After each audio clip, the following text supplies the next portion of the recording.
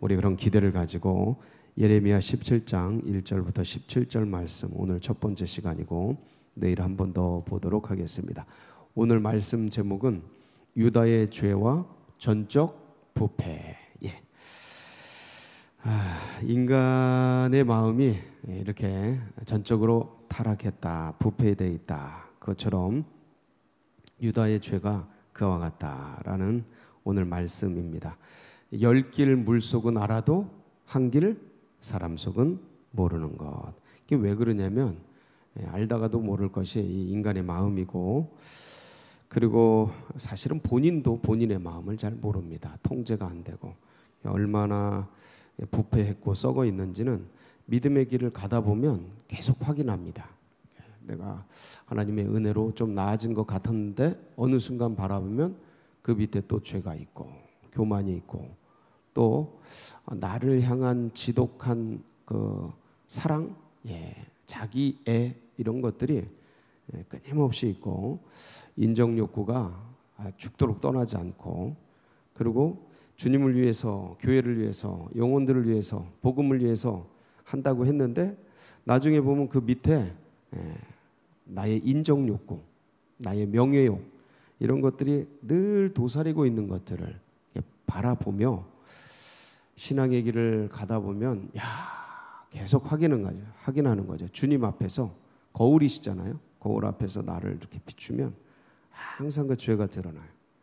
이렇게 아무것도 없는 것 같아도 여기에 빛이 비치면 먼지들이 새까맣게 있는 것을 확인하는 것처럼 내가 이렇게 거룩하고 괜찮은 것 같고 좋은 것 같은데 성령 앞에 기도하며 말씀 앞에 나아가서 그 비추어 보면 이 내 속에 얼마나 더러운 것들이 많은지를 보면서 인간은 죄인이구나. 인간은 전적으로 부패되어 있구나. 그걸 확인합니다. 근데 그걸 확인하는 자는 죄인 중에 괴수구나를 아는 깊이만큼 신앙이 깊어지는 겁니다. 왜냐하면 그거를 우리 주님께서 어떻게 해주셨어요? 용서해 주셨어요. 그러니까 죄의 깊이를 아는 만큼 주님의 사랑과 은혜와 용서의 깊이를 아는 겁니다.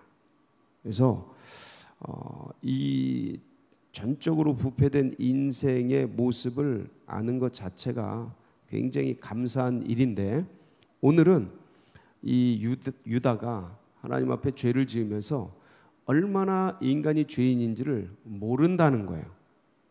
전적으로 부패된 인간의 실태를 모르고 하나님 앞에 의롭다고 잘하고 있다고 생각하는 그런 게 이제 문제이고, 그것들에 대해서 하나님께서 이제 책망하시는 거예요. 그리고 심판하시는 거예요. 그래서 오늘 이 심판의 내용을 같이 계속 여러 번 이야기합니다. 그런데 심판의 내용을 같이 보고, 그렇다면 어떻게 우리가 이러한 문제들로부터 피할 수 있을까를 같이 한번 살펴보도록 하겠습니다. 오늘 1절 말씀, 유다의 죄가 얼마나 강력한지. 유다의 죄는 금강석 끝 철필로 기록되되 그들의 마음판과 그들의 제단 뿔에 새겨 적거늘. 이거는 금강석 철필로 기록된다라는 것은 돌 같은 데다가 새기는 거죠. 그것처럼 유다의 죄가 돌에 새기듯이 그렇게 강력하다는 거예요. 지워지지 않고 영원토록 가고, 그리고 그 지워지지 않는 그 기록으로 심판의 근거가 된다라는 거예요. 그러니까 어떤 죄냐? 2절입니다. 어떤 죄인지. 그들의 자녀가 높은 언덕 위 푸른 나무 곁에 있는 그 제단들과 아세라들을 생각하도다. 그들뿐만 아니라 그들의 자녀도 그거 보고, 부모가 하는 거 보고 언덕이 푸른 나무 곁에 있는 제단들, 이방 신상들이죠. 아세라들, 이런 거 만몬, 이런 걸 생각하는도다. 이방신을 생각하는 거예요. 들에 있는 나의 산아, 내 온 영토의 죄로 말미암아, 자 이제 심판하는 겁니다. 내가 내 재산과 내 모든 보물과 산당들로 노략을 당하게 하리니. 이게 이제 아수르와 바벨론에 의해서 이스라엘에게 행해지게 되죠. 역사 속에서 실현이 됩니다. 그리고 4절 내가 내게 준 내 기업에서 내 손을 뗄 것이며, 하나님이 가나안을 기업으로 주셨죠. 약속의 유산으로 주셨습니다. 근데 이제 손을 떼겠다라는 거예요. 내가 너로 하여금 너희 알지 못하는 땅에서 내 원수를 섬기게 하리니. 네가 그렇게 이방신을 섬기고 싶다면 아주 뼈에 새기도록 섬기게 해주겠다. 옮겨서 그 본토로 떠나서 이방 땅에 가서 그렇게 섬기게 되는, 이는 너희가 내 노를 맹렬하게 하여 영원히 타는 불을 일으켰습니다. 하나님의 진노의 불을 일으킨 원인, 우상숭배, 가장 싫어하는 죄라 그랬죠. 그래서 5절 여호와께서 이와 같이 말씀하시니라. 무릇 사람을 믿으며 하나님이 아니고 사람 믿고 영이 아니라 육신으로, 주님의 은혜가 아니라 자기 힘으로 그의 힘을 삼고 마음이 여호와에게서 떠난 그 사람은 뭘 받아요? 저주.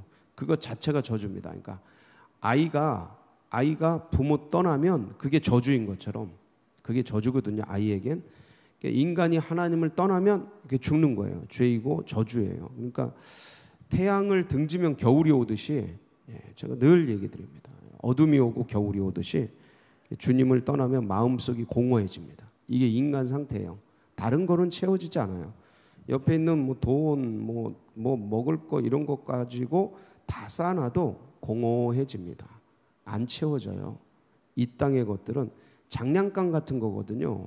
애들 소꿉놀이 하러 이게 놀이터에서 뭐 나뭇잎 갖고 돌 갖고 이게 배야, 이게 비행기야, 이게 값비싼 차야, 막 이렇게 놀다가 엄마가 얘들아 밥 먹으라 그러고 부르면 그거 쓸데없어서 다 버리고 가는 것처럼 이 땅의 그 돈, 그 뭐 명예, 권세, 그게 다 장난감들이거든요.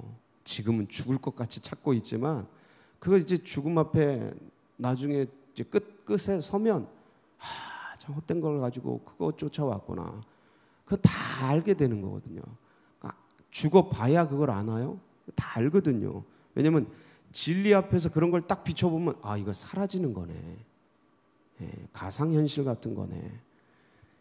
그리고 이거를 목적으로 삼으면 이 목적으로 헛것을 삼았기 때문에 인생이 헛게 되는 거예요.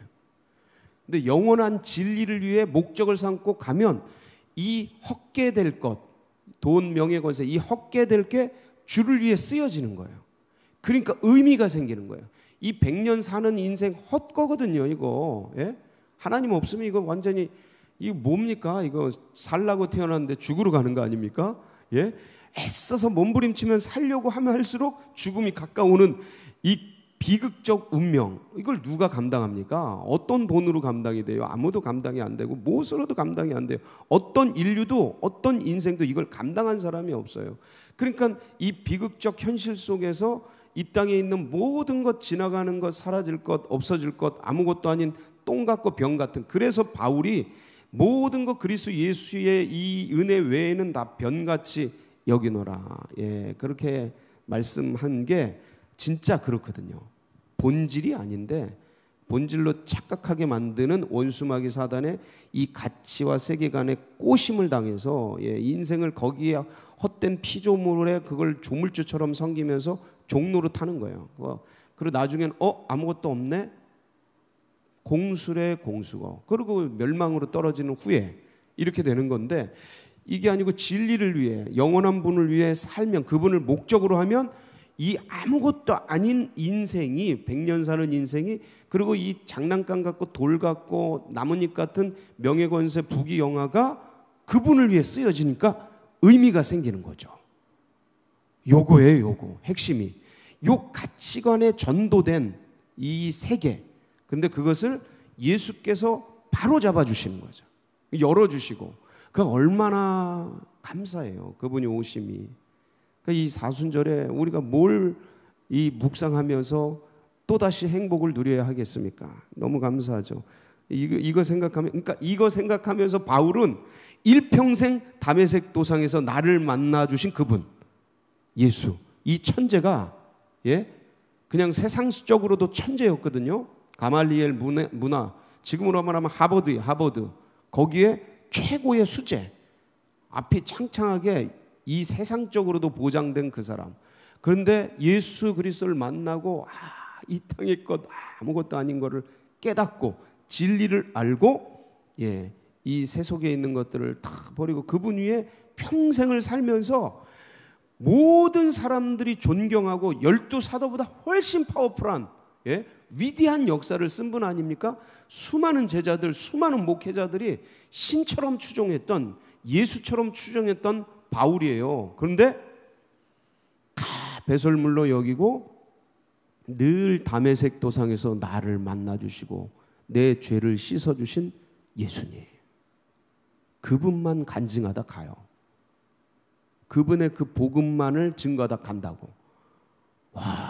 그러니 그 사랑이 얼마나 깊으면 그 12제자들, 사도들, 속사도들, 뭐 그 수많은 사람들, 우리 이 나라에 온 그 뛰어난 선교사들, 수천 명의 탁월한 선교사들, 그분들 진짜 우리하고 비교가 안 되는 뛰어난 분들이에요. 의사요, 교수요, 그 100년 전에 박사요, 대학을 나오고 막 이런 분들이 초계같이 그런 걸 다 버리고, 이 알지도 못할 이 지금으로 말하는 아프리카 풍토병처럼 이 조선 땅에 풍토병이 얼마나 많았는데 그걸 두려워하지 않고 뛰어들어와서 자식을 죽어가며, 자식이 죽어가고 아내와 남편이 죽어가는 그 현실 속에 그 은혜 붙들고 삶을 살다 사라지는 거예요. 초계같이 사라지는 거예요. 그 사라진 게 사라진 게 아니에요. 그게 영원한 거예요. 영원한 걸 붙들고 사니까 그게 영원해지는 거예요. 이게 얼마나 행복입니까? 그런데 그걸 놓치고 우상 따라 살고 세속것 따라 사는 거예요, 이분들이. 그러니까 참 화나죠. 주님이 그렇게 살라고 만든 게 아닌데 그래서 영원히 타는 불을 일으켜요. 그래서 육신으로 그의 힘을 삼고 사는 자들, 이 세상 것을 자기 힘으로 삼고 사는 자들은 멸망입니다. 이게 저주예요, 그 자체가. 자, 6절. 그는 사막의 떨기나무 같아서 좋은 일이 오는 것을 보지 못하고 광야 간조한 곳 건건한 땅 사람이 살지 않는 땅에 살리라. 이게 뭐냐면 비유입니다. 그 하나님을 알지 못하고 멀리하고 이 세상 것 육신으로 자기 힘을 가진 삼은 사람들이 어떤 삶이냐면 그는 사막의 떨기나무 같아서, 비유죠. 좋은 일이 오는 것을 보지 못하고 광야 건조한 곳 건건한 땅 사람이 알지 않는 땅에 살리라. 자, 건조한 땅, 건건한 땅, 아무것도 없고 메마른 땅, 심령이 바싹바싹 말라가는 거예요. 이게 물기가 있고 촉촉하고 막 이슬이 내리고 이렇게 물가에 있는 그것처럼 아주 그렇게 생명력이 있어야 되는데 바싹바싹 말라가고, 그리고 마음이 허무하고 허전하고 사람이 살지 않는 땅, 외롭고 공허하고 뭔가 다 가진 것 같은데 아무것도 없고 그걸 느끼는 거예요. 세상 거 쌓아놔도 이게 아무것도 아닌데, 그러니까 외로운 거죠. 이러면서 이제 살아가는 거죠. 그런데 7절, 이게 멋있는 말씀. 그러나 무릇 여호와를 의지하며, 할렐루야, 여호와를 굳세게 의지하시기 바랍니다. 여호와를 의뢰하는 그 사람은 뭘 받아요? 복을 받아요. 왜? 그분이 복이니까. 그분이 복이니까. 그는 물가에 심어진 나무가 그 뿌리를 강변에 뻗치고 더위가 올지라도 두려워하지 아니하며 그 잎이 청정하며 가무는 해에도 걱정이 없고 결실이 그치지 아니함 같으리라. 할렐루야 합니까? 아멘입니다. 그럼요. 주님을 가까이함. 9절. 만물보다 거짓되고 심히 부패한 것은 마음이라. 누가 능히 이를 알리오만. 인간의 이 본질이죠. 하나님을 떠난 인간의 본질을 그대로 설명한 거예요. 하나님 없이 조성된 인간의 본질입니다. 지금 전적인 부패를 얘기합니다. 그래서 나 여호와는 심장을 살피며 폐부를 시험하고 각각 그의 행위와 그의 행실대로 보응하는. 인간은 사람 마음을 모르지만 하나님은 인간을 아셔요. 하나님은 그 속을 아셔요. 왜냐하면 만드시고 창조한 분이라 다 아셔요. 그래서 11절. 불의로 치부하는 자, 이건 유다를 말합니다. 문맥적으로 유다예요. 불의로 치부하는 자. 이 불의가 뭐예요? 우상 숭배하는 유다는 자고새는 메추리입니다. 메추라기 낫지 아니한 알을 품은 같아서 그의 중년에 메추리가 이런 습성이 있다고 이 당시는 생각을 했나 봐요. 그래서 메추리가 자기 거 아닌 알을 품는데 이게 깨나면 이 새들이 다 떠나는 거예요. 예, 그것처럼 이 메추리가 낫지 아니한 알을 품은 같아서 불의로 치부하는 자는 그의 중년에 그 치부한 것, 그 범죄로 말미암아 쌓은 것들이 다 떠나고 사라지고 아무것도 남지 않는 빈 껍데기만 남는 그런 인생, 어리석은 삶이 될 것에 대한 말씀입니다. 하나님의 징계와 심판의 얘기들이 이제 기록이 되어 있습니다. 자, 여러분, 그렇다면 우리는 어떻게 이런 하나님을 떠난, 하나님과 멀어지는, 우상 숭배하는 그런 삶이 아니라 이 세상 것으로 육신으로 그의 힘을 삼는 그런 인생이 아니라 주님을 힘으로 삼는 그런 삶을 살 수 있겠습니까? 어떻게 해야 됩니까? 여러분, 신앙의 본질은 뭐냐면 그분과의, 주님과의 관계라 그랬습니다. 이 관계를 가까이 해야 돼요. 아주 단순해요. 어렵지 않아요. 주님은 늘 우리 곁에 계시기 때문에 내 속에 있잖아요. 가까이 하는 거예요. 그러니까 행복한 결혼은 어떤 게 행복한 겁니까? 아내와 남편이 가까워지는 거예요. 해가 갈수록, 달이 갈수록 가까워지려면 어떻게 해야 돼요? 대화하고 나누고 같이 웃고 같이 울고 그러는 겁니다. 그러니까 주님과도 그러는 거예요. 결혼하고 한 집에 사는데도 대화가 없고 멀어지고 남남인 것처럼 이렇게, 이건 가까워지지 않아요. 남보다 더해요. 그러니까 이 주님과의 친밀, 교감을 하려면 대화를 더 많이 하고 주님을 가까이 해요. 그 말씀이 어디에 있어요? 시편 73편 28절 한번 보실까요? 시작.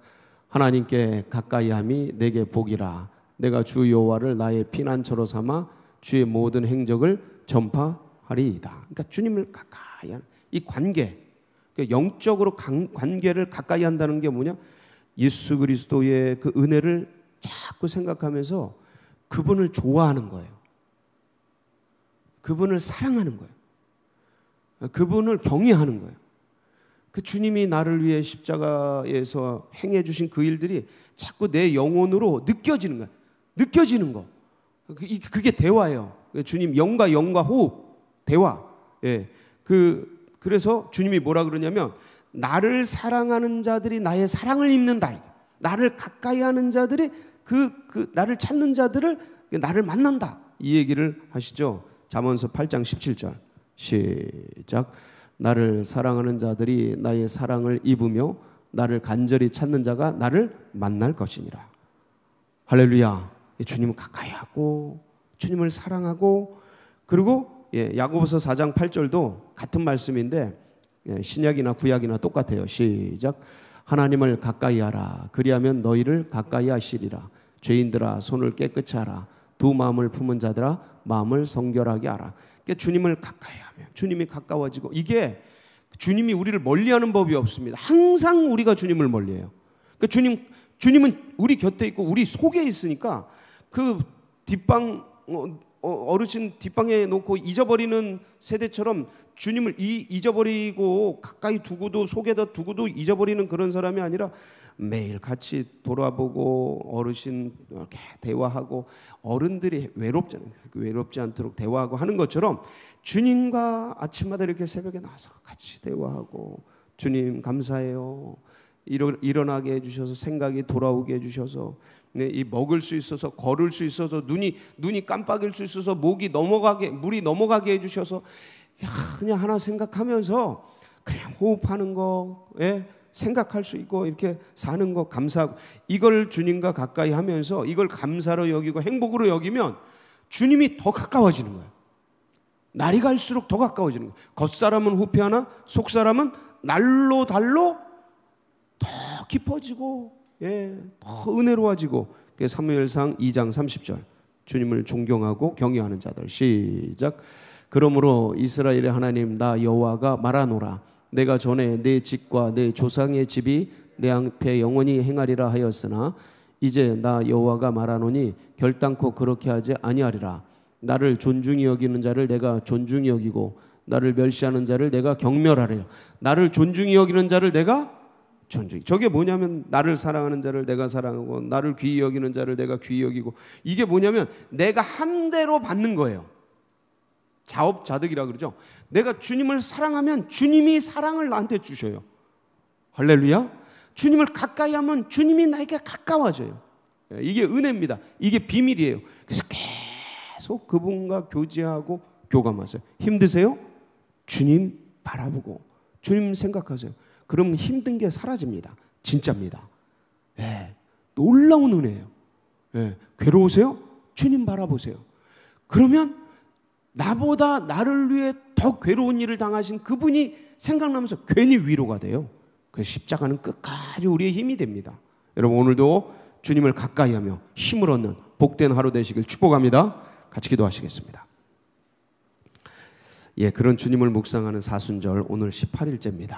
그래서 이 신앙과 이 믿음이 우리만 누릴 것이 아니에요. 다음 세대들에게도 흘러가고 새가족들에게도 흘러가고, 이 세상 점점 멀어지고 있어요. 이 세상이 더 가까워지도록 주님과 이 세상을 긍휼히 여기면서 이 세상 속에서 주님 나라와 민족, 세계 열방 가운데 이 복음이, 이 은혜가, 이 예수 그리스도가 전해지도록 그 일들을 감당하는데 우리 서울제일교회가 마중물처럼 드려져서 주님을 기쁘시게 하고 주님의 마음을 시원케 하고, 주님의 그 영원한 꿈, 영원한 비전이죠. 하나님 나라가 이 땅에 도래케 되는 그 일들을 하는데 우리 교회가 마중물처럼 드려지도록. 그래서 여러분 또 각자의 기도 제목 붙들고 우리 주여 한번 부르짖고 기도하며 나갑니다. 부르짖습니다. 주여. 할렐루야.